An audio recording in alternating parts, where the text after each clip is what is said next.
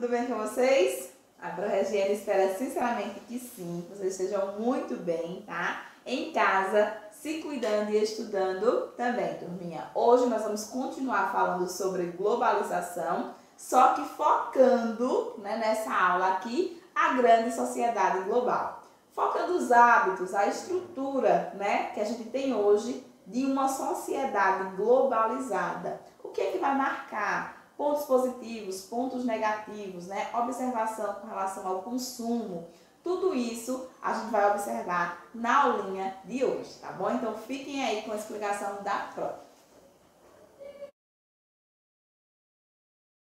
Eu vou começar, né, relembrando com vocês, né, naquela aula, porque na aula passada eu falei até muito sobre essa definição de globalização, mas eu vou relembrar hoje que a globalização, né, é esse termo, propriamente dito, surge na década de 80, né? Então, o termo globalização surge na década de 80. Mas, como a gente viu que a gente tem, né, 4 fases do processo, do fenômeno da globalização, ela vai aqui estar surgindo aí uma questão recente, mas ela começa lá desde o período das grandes navegações. Então, a gente costuma dizer que até a descoberta do Brasil, né, a descoberta do Brasil está relacionada ao fenômeno da globalização, turma, né? E aí vocês precisam entender o quê? Que essa globalização, ela tá falando o quê? Sobre essa integração, né? Sobre essa difusão, sobre estar relacionado, né? A questão voltada à população, à economia, à política, à cultura, entre todos os países, de uma forma internacional. Então, quando eu mostrei para vocês na aula passada, né, aquele neném com aquela, né, monte de marca, que são marcas internacionais, né, que são marcas que todo mundo, né, ou a grande maioria, né, porque a gente generalizando dá problema, mas que a grande maioria conhece. E conhece por quê? Porque a gente tem hábitos, né, globais, a gente está vivendo uma sociedade global. Então, eu sei o que é um símbolo de uma Coca-Cola, de uma Apple, né, de uma Nike, né? Então, por quê? Porque são símbolos que, apesar da empresa ser de um país, né, ter sua sede em um país, ter surgido em um país, elas se tornaram marcas de desejo e de consumo mundial. Então, esse daí é a definição de globalização, turminha. É essa integração que, como eu falei para vocês na aula passada também, tem pontos positivos, tem pontos negativos, mas que é uma integração de forma econômica, de forma política e de forma cultural. Então, isso aí só vamos poder relembrar esse processo de globalização que a gente trabalhou na aula passada. Bora lá! Os grupos de países no mundo globalizado. Então, a sequência do capítulo de vocês, ele coloca justamente que há uma classificação. Até porque no mundo globalizado, no mundo capitalista, não há como todos os países serem no mesmo nível. Não funciona por quê? Porque para que o país ele seja desenvolvido, ele precisa, né, de uma forma aí quase que enraizada, de uma forma aí, né, que para que ele seja desenvolvido, ele tem necessariamente que ter um país subdesenvolvido, que vá, né, provocar, turminha, aí, essa garantia de que ele tem uma matéria-prima mais barata, que vai fornecer uma mão de obra mais barata, ou seja, que vai possibilitar, 8º ano, que ele tenha mais lucro e que esse lucro vai gerar essa riqueza e aí, por fim, né, por sequência, esse desenvolvimento. Então, a classificação, né, dos países no mundo globalizado se dá por países desenvolvidos, que todo mundo, né, só por eu estar dizendo aqui desenvolvido, vocês já sabem o que significa. Então, esse país desenvolvido é aquele país que possui, né, tecnologia, que possui, né, condições de vida, né, que possui economias aí, uma economia, né, boa, ótima, né, por isso o nome desenvolvido. Aquele país que se encontra numa nova classificação, né, que a gente chamava até pouco tempo de em desenvolvimento, mas que hoje a gente se utiliza a terminologia, né, aqui por isso que eu fui enumerando para vocês ficarem mais claro aí para vocês, que chamam países de economia emergente. O Brasil se encaixa nele. É aqueles países que têm um desenvolvimento econômico, né, muito bom, né, que são promissores nesse desenvolvimento econômico, mas quando a gente falar em emergente, falta alguma coisa. E geralmente falta nas questões sociais.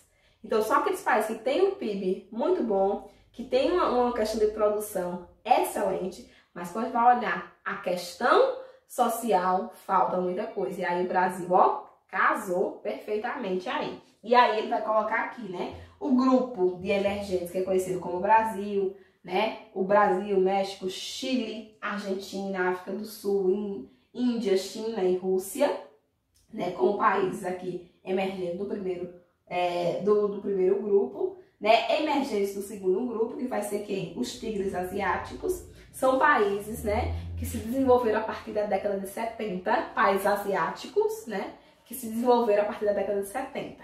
E temos também os dragões, né, por que coloca essa definição aqui de dragões? Quase não sai, professor.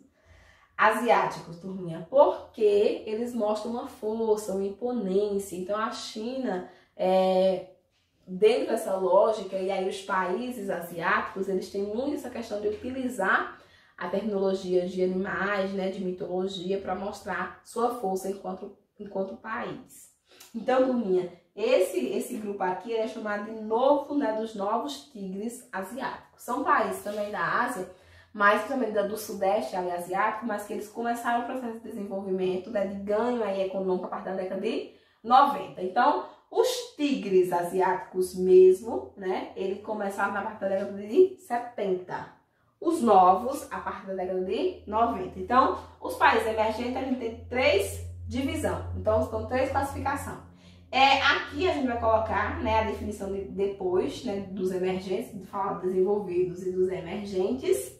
Nós falaremos aqui dos países que eles consideram aqui, né, subdesenvolvidos, né, que entrou na classificação anterior, né, que a gente pode colocar em desenvolvimento ou subdesenvolvido, que para ele vai estar na mesma coisa, né. Então, vocês perceberam que os países que eram em desenvolvimento eram aqueles que tinham, né, que hoje é considerado emergente. Eles, né, foram rebaixados, então você pode utilizar, como muitos não gostam do subdesenvolvido, né, porque diz que ninguém é sub, né, então eles colocam aqueles países que estão em desenvolvimento. Então, são aqueles países que realmente estão na periferia da sociedade aí capitalista.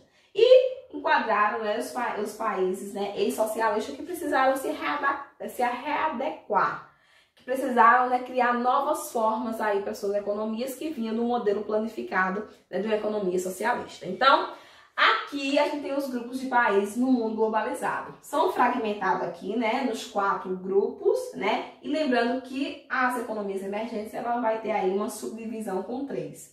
Né? Então aqui a gente forma essa classificação de países aí, né, no mundo globalizado. Próximo ponto que eu queria trabalhar com vocês é a questão da esfera globalizada. Professora, o que é esfera globalizada? Que conversa, né, é essa que a professora está colocando aí? Eu preciso que vocês entendam que eu digo para vocês que a globalização, prestem atenção no que a professora está falando agora. Eu digo para vocês que a globalização, ela é esse intercâmbio, essa mistura entre os países, né? Só que a gente precisa criar o quê? Né? Uma ideia de que nenhum país ele é superior ao outro. Quando eu digo superior, em poder de mandar e tomar decisões internacionais. Internacionais por quê? Porque vai envolver todo mundo. Então eles acabam criando o que a gente chama de organizações ou organismos, né, internacionais ou intragovernamentais. Professor, o que é isso? São aqueles órgãos que ele vai, né, ter a função de ditar as regras em um determinado setor para todos os países envolvidos nesse mundo globalizado. Agora, na pandemia, a gente está falando muito da Organização Mundial da Saúde. O que é essa Organização Mundial da Saúde? É justamente um órgão dessa esfera globalizada. Criou-se um conselho, criou-se uma instituição que ela é voltada para um setor, qual setor aí? A saúde, e que ela vai nos dizer como a gente tem que proceder dentro dessa pandemia. Por que ela vai dizer? Porque ela vai ser essa esfera globalizada, ela vai ser esse setor, ela vai ser essa instituição, esse organismo que vai mostrar para o mundo como é que tem que ser, né, como é que tem que ser ditada as regras no termos da saúde. Tá envolvido, né, todos os países aí, né, então a gente vai ter pessoas, funcionários, líderes, né, de vários países, então não é formado por um único.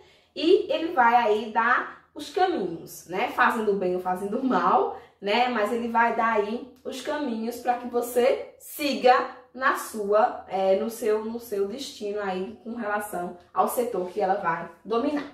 E aí, por isso, eu digo para vocês que criou-se, né, essas instituições aí intragovernamentais, que elas podem ser, né, voltadas aí mesmo à questão do governo, né, e aí vai estar dentro, ou elas podem ser ONGs. As ONGs também, você tá a questão do Greenpeace, que eu acho que ela é muito difundida e acho que vocês vão lembrar e associar. Ele também é uma instituição, né, da esfera globalizada, só que você vai entender o quê? Que ele não é formado por governo. Então, o Greenpeace ele não é formado pelos governos dos países. Ao contrário aqui da Organização Mundial da Saúde, né, como eu dei exemplo aí.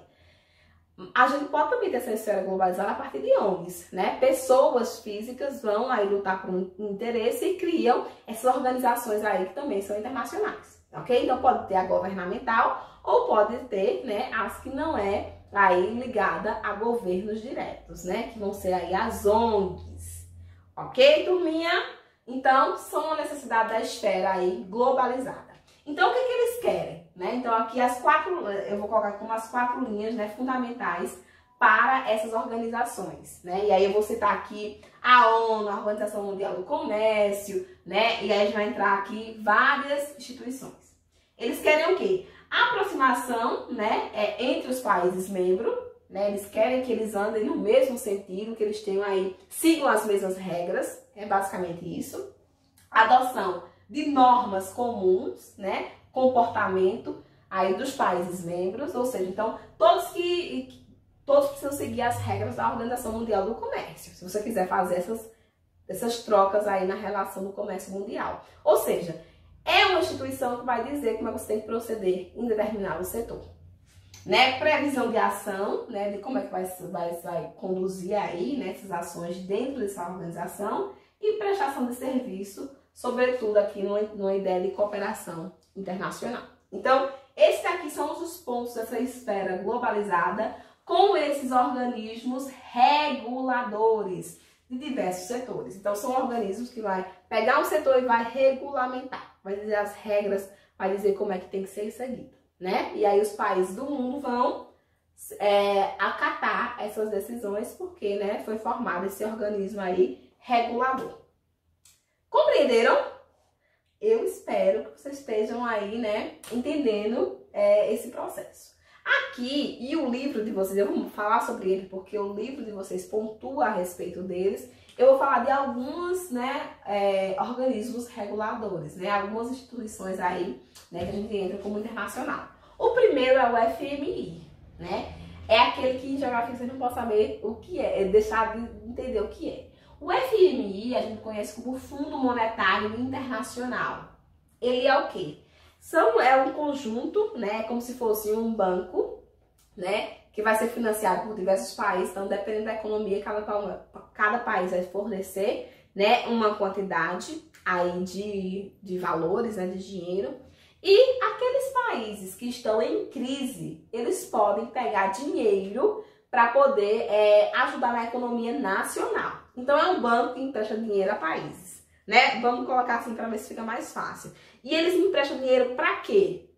Quando o país estiver em crise. Você entra, né? Faz o pedido aí do valor no FMI, ok? Então, tem como principal objetivo promover a cooperação econômica em escala global, né? E estabilizar a questão financeira. Então, o FMI tem essa função. O Banco Mundial também tem basicamente aí, né, ele vai colocar como sendo basicamente a mesma função. Também é uma organização que vai fazer empréstimo de dinheiro, voltada a algum fim, só que aqui o Banco Mundial não vai emprestar dinheiro para quando o país estiver em crise. Não. O Banco Mundial vai emprestar dinheiro para projetos de desenvolvimento. Então, por exemplo, o Brasil chegou e tem um projeto de desenvolvimento para o nosso país. Então, eu quero mexer na educação, eu quero mexer na agricultura. E eu tenho esse projeto. Quem vai financiar esse projeto? O Banco Mundial. Então, o Banco Mundial, ele financia, né, ele faz esse empréstimo de dinheiro, só que é para projeto de desenvolvimento. Ao contrário do FMI, que faz esse mesmo empréstimo, só que é para quando o país está em crise, fazer aquele socorro financeiro, ok? Isso daqui são organizações, né, da esfera globalizada, são organismos reguladores aí no mundo globalizado. Outros grupos aqui, né, que vai ser citado no livro de vocês, vai ser a Organização Mundial do Comércio. Qual é a função? Ela vai ditar as regras na questão do comércio mundial. A gente viu que na questão da globalização, os países vendem, os países compram, muito, né? Um aí com o outro. Quem é que vai ditar as regras? O que pode e o que não pode? Dentro dessa lógica de venda aí entre os países. Vai ser essa organização aí mundial do comércio. Então ela vai ditar, ela vai fiscalizar essa questão aí, né? Do comércio mundial. Então é essa a função. Percebam aí que também é um organismo aí desse mundo globalizado. Aqui ele está falando também dos países, né, que formam o grupo, né, do G7, né, as 7 maiores economias do mundo. E aí ele vai dizer o quê? Né, que é um foro, né, aqui vai ser um ponto de debate, de discussão, que formam as 7 nações mais desenvolvidas, né, que representam metade da economia mundial. E essa comissão é feita para quê, professora? Né? O que esse G7 tem? Ele foi formado lá em 1975, gente, e ele tem a função, né, de analisar essa questão aí, voltada à economia, né, mundial, e também dizer como é que esses países têm que seguir, né, para continuar sendo aí essas 7 economias do mundo. E aí, permanecem os mesmos países e eles têm sempre reuniões aí, né, periódicas para poder fazer esse debate. Aí, dentro dessa lógica, a gente também tem o G8, né, e o G20. O G8 vai ter adição àqueles mesmos países, só com a adição da Rússia, na mesma lógica. O G20, né, aí entram, né, os principais países industrializados, né, e também emergentes do mundo. Então, aqui são as economias mais desenvolvida, que se juntam para fazer o debate, né, sobre a estabilidade da economia global, né, assim como o G7, né, o G8 tem essa mesma função, e aqui o G20, qual é a característica diferenciadora? É que vai ser países emergentes, países industrializados, mas também vai entrar aí os países emergentes. Então, todos esses 6 que eu falei aqui, gente, eles são, né, organismos reguladores dentro, né, dessa lógica da globalização, ok? Aqui eu falei sobre a questão da globalização e consumo, que também está diretamente relacionada. Então, o que é que a globalização instaurou no mundo, né, querendo ela ou não, né, um projeto que ela tem ou não. Então, a globalização, gente, ela também colocou aí como um fenômeno do consumismo. Por quê? Porque as pessoas têm esse poder, né, de visualizar e de consumir esses produtos que estão globais. Dessa forma, acaba não tendo limite. Então, o consumo, você consumir, é necessário dentro dessa nossa sociedade. O que é o problema é quando o consumo ele é exagerado, provocando o fenômeno do consumismo. Então, aqui eu peguei essa foto, né, porque é bem emblemática, né? Então, assim, um lançamento, né, de um iPhone, a quantidade de gente na fila. E tá na fila por quê, minha gente? Porque é uma necessidade você ter um celular naquele momento, você não poderia ir em outro momento? Não. Só para a questão do consumo, de ser o primeiro. E aí tá toda, né, uma questão envolvida nesse temazinho aí, consumismo. Ok, turminha? E aí ele vai colocar assim, a lógica do mercado é a de que se a produção é alta, os lucros são maiores, né? É necessário vender para lucrar. Por isso, dentro dessa lógica da globalização, a gente tem aí o incentivo a esse consumismo, né? E a gente vai ver aqui, eu coloquei através da mídia, através do desejo aí de consumo, né? Então, as pessoas realmente desejam. Tem pessoas que, né, veem um produto e realmente, assim, é o sonho de consumo. Tranquilo, gente? E aí eu coloquei para vocês o consumo consciente, que também é um dos pontos trabalhados no livro de vocês, né? Consumo consciente é aquilo que eu falei para vocês, a gente precisa consumir nessa lógica, né, que a gente tem de vida, a gente precisa consumir. Mas o consumo sustentável, o consumo consciente, está dentro de você consumir somente o que é realmente necessário, sem exagero, né? Sem você estar aí nessa lógica de exagerar, né, dentro desse processo aí. Então, essa prática desenvolve a comprar aquilo que é realmente necessário, né? Entender que a vida útil dos produtos, né, não acaba quando você enjoa, né? Acaba quando realmente não dá mais para utilizar. Então, essa é a lógica desse consumo sustentável ou o consumo aí consciente, né? Então, aquela regrazinha de se perguntar quando você for comprar alguma coisa, se você realmente precisa, né, de comprar, por que comprar, né? O que eu vou realmente comprar, para que eu vou comprar, né? Dentro dessa lógica de pensar que quanto mais se produz, mais também as reservas naturais entram aí em declínio, em degradação. Ok, turminha? Então, foquem nisso também. E aí, ele vai dizer que a crise do capitalismo também está ligada a isso, né? E aí, ele vai dizer as 3 teorias para essa crise. A teoria de Marx, né? Que a catástrofe ela é inevitável.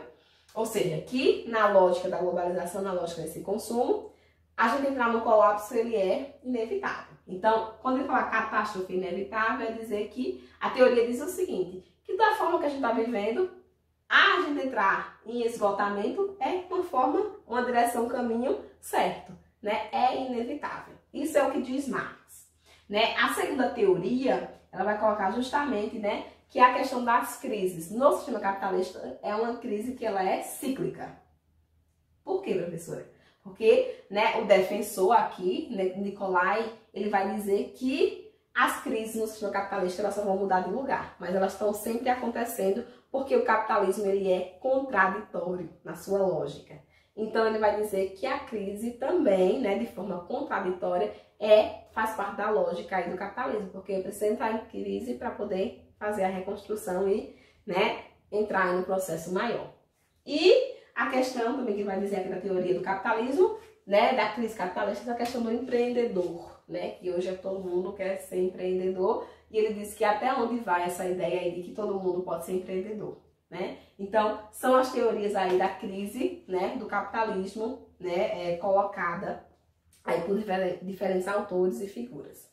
Ele colocou aqui também, no livro de vocês, ele faz essa questão da última, né, nossa última grande crise, que ele vai colocar a última porque afeta diretamente o Brasil, né? Que foi lá em 2008, 2009. Ele coloca, o livro coloca como se essa última grande crise. A gente já entrou em outros processos, mas não foi, né, vivenciada aí pela economia global, por isso que ele não cita. E ele vai dizer que essas consequências, né, foi justamente o quê? O advento do modelo neo-keynesiano, né? Então, assim, pensar essa lógica neo-keynesiana, né, do novo keynesianismo, que você já sabe do que se trata, surgimento, né, de uma grande massa de desempregados, né, ampliação do subemprego, lembrando que é diferente do desemprego, né, o subemprego é aquela pessoa que está empregada, mas está empregada sem os direitos trabalhistas, sem as condições, né, então essa é a lógica do subemprego. Agravamento da miséria, né, e a estabilidade política, que a gente vai vivenciando a partir dessa, né, crise, dessa consequência dessa crise. Ok? Turminha? E aí é sempre lembrar que quando a gente fala em globalização, a gente está falando, né, de uma forma contraditória, de uma forma necessária, né? Então, globalização, turma, envolve tudo isso, né? Envolve pontos muito positivos, mas também envolve pontos extremamente negativos. E aí é o que Milton Santos diz, né? A gente vive, né, uma globalização em 3 fases, né? A globalização, né, como fábula, que é contada, que é propagada, que é, né, definida. A globalização como perversidade, que é a globalização como ela é colocada em prática em muitos momentos. E por último, a globalização como ela poderia ser. Esse fenômeno que seria muito vantajoso, que seria fantástico se acontecesse, né, colocando aí os países na mesma lógica, né, no mesmo patamar. Então, a Pro espera do fundo do coração que vocês tenham conseguido compreender, né, turminha, essa nossa discussão, esse nosso debate sobre a globalização, né, é um assunto que vocês vão levar para a vida de vocês. Então, globalização vocês vão ver até o finalzinho do ensino médio e nesse processo de entrar aí também, né, nas universidades da vida. Ok? Então, aproveitem bastante essa aula. A gente, né, finaliza aqui nossa conversinha, né, sobre a globalização. Fiquem com Deus, né? Aproveitem bastante e até o nosso próximo momento. Cheiro da prova.